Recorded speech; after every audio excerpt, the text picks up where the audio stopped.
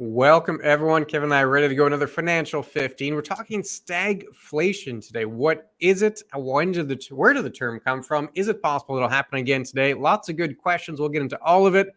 You definitely want to stick around.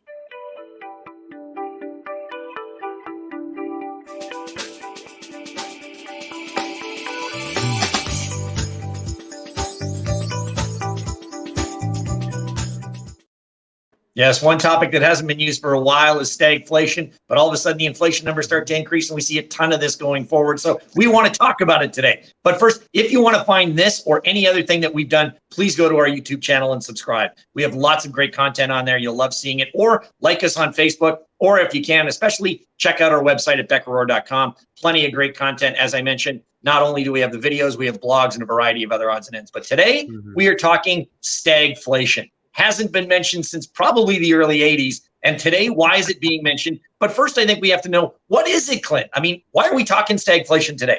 Yeah, we have to take a step back. What is stagflation? We have to explain the topic. Then we can get into, is it relevant today? Stagflation, very basically, stagnant economy. That might be the stag of the stagflation. And then you have persistent inflation. You put them together, you get stagflation. It's the combination of words here. But stagnant economy, note it does not say negative or receding economy. That can happen, but that's not necessary. And then persistent inflation. So inflation doesn't just have a spike and then drop. Persistent inflation. You get both of those, you get stagflation. Where did this term come from? Really is the 60s and the 70s. That's really that period where you had really high inflation, had very high unemployment, you had a rocky economy, lots of things happened. That's where the term became popularized, that stagflation. And the period, Kevin, you know what they call it? In hindsight, not at the time, but in hindsight, they call it the Great Inflation after the fact. All the academics come in, they have to define the period, give it a name. They gave it the name the Great Inflation from 65 to 82. And I think we need to talk about what happened then to really explain what stagflation is, and then to give us an idea whether or not this could happen as well today. So I'll pull this up for you, Kevin, set the scene. This is some inflation data in the U.S. going back a couple of decades. What are we looking at here? Yeah, we started to see sort of in the late 60s that inflation had been creeping up. I mean, coming out of the war, you had some great stuff that went on through the 50s and into the early 60s. But all of a sudden, you started to see inflation creeping up. And the governments at the time, whether it be in the United States, whether you're dealing with Johnson or whether you got into the Nixon eras or anything along those lines, you started to see prices getting a little bit out of control. And as opposed to taking advantage of that and sort of looking at how do we want to play with it, on the fiscal side, they sort of decided that they were going to let things run, or they were going to put price controls on, as opposed to some of the methods that we would use in fiscal or monetary stimulus going on today. So as a result, as we could see, we had a bit of an inflation pop in the 70s. We had a little bit of a recession. After that, things corrected a bit. Then sort of 74 and upward, we had another recession going on because inflation kept going up. You had the oil embargo going on. The Americans were not producing what they were today. So you were taking a whole bunch of stuff coming over from Saudi Arabia. So a variety of these things looked at for price control as opposed to, say, interest rate movements had a very vast effect on what we were going to be doing and seeing in inflation moving forward. What other comments do we have that we could look at for why we sort of spiked to 80, Clint? Yeah, there's quite a bit there. But first off the chart, the red line is the inflation, the year-over-year price change, and the gray shaded zones are the recessions. Like you said, Kevin, you see a big ramp up in the 70s, then you have a gray shaded zone, which is a recession, then another ramp up of inflation, and a few things going on there. You already touched on the fiscal policy. Lots of government spending, specifically in the 60s, the Vietnam War. Then they had the Great Society, which is a combination of social programs they're trying to put into place. Nixon came in after that. He didn't really stop the spending. And then this is key. Arthur Burns, who was the chair of the Federal Reserve at the time, so that would be equivalent to Jerome Powell today, the head of the Federal Reserve. He's publicly stated, and he's on the record, that they really didn't think they could handle inflation, so they weren't going to bother with interest rate increases or anything of that nature because they're worried that could slow the economy.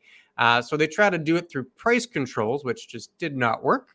And then you add fuel to the fire there. You add OPEC, which you mentioned, Saudi Arabia, a big part of that cartel. You have a few price shocks when it comes to the oil embargo, and it just made a mess of things. And they went from, high inflation to these huge spikes of inflation. You had high unemployment, a bad economic situation. And again, the central bank not really trying to fight it through interest rate controls, which is the exact opposite of what we see today. But the end result here, you had kind of the extreme there of the 60s and 70s. It led to another extreme on the other side. Because you have to remember, by the end of the 70s into the 80s, Arthur Burns is out. Paul Volcker is now in at the Fed. And everyone knows the Volcker rules there, Kevin, right? Everyone knows the ramp up in interest rates that happened in the Yes. 80s, which are a direct result of the stagflation of the 70s. So one extreme to the other there.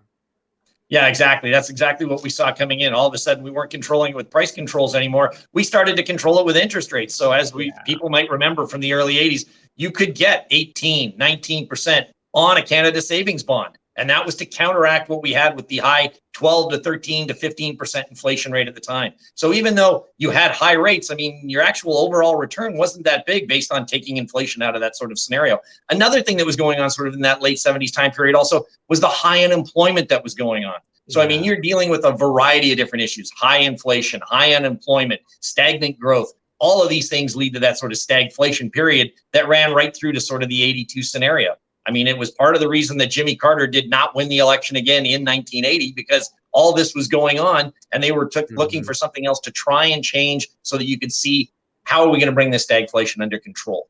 Yeah, and then a couple of quick notes here. We've done other videos on inflation. So if you're curious, how do they measure this inflation? We definitely have a video explaining that. And there's lots of ways they measure it. There's not just one, but quite frequently in the media, you hear headline inflation, and then they'll call core inflation, where they strip out the volatile items. Well, that started in the 70s. That was Arthur Burns and that was Nixon. And a little bit of a political overtone here. You have to remember oil embargoes, price shocks from the cartel, and then it's happened to strip oil out of the equation when they measured inflation. So it made it look a little better. So what they do today, a little different, but that was kind of the start of this core inflation. It happened during the Nixon, happened during the stagflation period here. And then also popularized in this time period. You touched on unemployment, Kevin. I think that's key, kind of related to stagflation, is the misery index. And this is a different economist, this is Arthur Kuhn, and he came up with the misery index, really just kind of gauging the sentiment using statistics, saying if you have high inflation and you have high unemployment, people don't feel good. That's really the extent. No. Yeah, that sort of goes without saying, right? If you have some high unemployment and you also have high inflation, I mean, theoretically, prices of goods are going up and you don't have a job to be able to pay for any of this. So, I mean, how that can't lead to more of a misery scenario is there. And again, I mean, if we look at it, we've seen that was sort of the peak period of that scenario was the 70s through to the early 80s. And since then, we've had sort of a lesser scenario going forward. But yeah, the misery index is something to take a look at just based on where stagflation started. And that's where a lot of these terms come up. And again, none of this was listed at the time. It all came sort of afterwards. Exactly. So, I mean, we dealt with the inflationary period, which was basically 65 to 82. Again, that leads us to where are we going now? Do we possibly see stagflation going forward? I mean, the quick answer on that is stagflation is always a possibility to be around. But do we see it the same sort of significance that we saw probably in the 70s into the early 80s? I don't think it's as relevant. Again, we're not looking at price controls anymore. We're using interest rates and we're trying to take the inflation out that way. Have we hit a peak? We don't know. Will we continue where we are? At this point in time, it's too early to tell. But again, if we look at the reasoning between monetary policy of raising rates to that certain point where you're taking the money out of the system, eventually inflation's going to come down. It's been sort of that inverse relationship that they've had forever. So I think it's a possibility, but what other alternatives do we see if this is going to go on? Yeah, and there's a couple there. I mean, again, stagflation, I think of it as a matter of degree, not like a yes or a no, but think of it as a scale. So is it possible? Yeah, to some degree, it's definitely possible. And we'll probably see some portion of that. But in terms of, is it going to be as bad as the 70s? That's really high on the scale. Unlikely, because a lot of factors collided there in the 70s. Like we talked about, they used price controls. That didn't work. They kind of did not touch the interest rates. And the Fed actually said whether they weren't going to try. You have the exact opposite happening now. They're very, very keen on fighting inflation, and they're quite abrupt with their interest rate increases. And then also unemployment. We're in a very unique situation coming out of the pandemic. Unemployment is very, very low. So in the 70s, you had very high unemployment at the same time as really high inflation. That was the whole misery index. Not the case today. So some stagflation makes sense. Stagflation to the extent you've seen in the 70s, probably not. And the last piece here, remember the chart we just looked at, how did they get out of that situation in the 70s with a run-up in inflation? It was interest rates. That was the solution in the end. Now, granted, it was an extreme situation because it was a decade of really high inflation. So you ended up with a decade of really high interest rates to fight it. But that's kind of what they're doing now, is they're raising rates to help fight inflation. So they're using the same solution that happened last time. They're just doing it much, much earlier in the cycle. So it doesn't get quite as far away as what we had in the 70s. Yeah, and again, I mean, when you're talking about that interest rate scenario, I mean, basically when you're at inflation at 10%, you're going to need that 12, 14, 16% interest rate to be able to counteract that. Today, you don't need the same sort of an effect. I mean, we've been sitting at ultra low 0% roughly inflation rates for a while. If all of a sudden you get to 2 or 3, that's a phenomenal increase that we've never seen. And even though it's not a high number, that will help curb inflation quite a bit because, people have been looking to see if they could get 3 to 4 on a GIC forever. They haven't been able to do it for a decade. So now all of a sudden we're looking at this and saying, hey, here we go. So you're right. At that stagflation scenario, it's a possibility, but it's definitely not a huge one like it was in the late 70s. Yeah, so that's stagflation explained, kind of defining the term, giving you a bit of history and trying to make it relevant for today's environment. If you have more questions, financial questions, let us know. Chatwithclintonkevin.com, part of our website. Fill in the form. We'd absolutely love to hear from you. Any parting comments for the folks, Kevin? Nope, you've covered it all. I don't have anything else to add. Stagflation explained. Let's move on to topic number 2. Take care.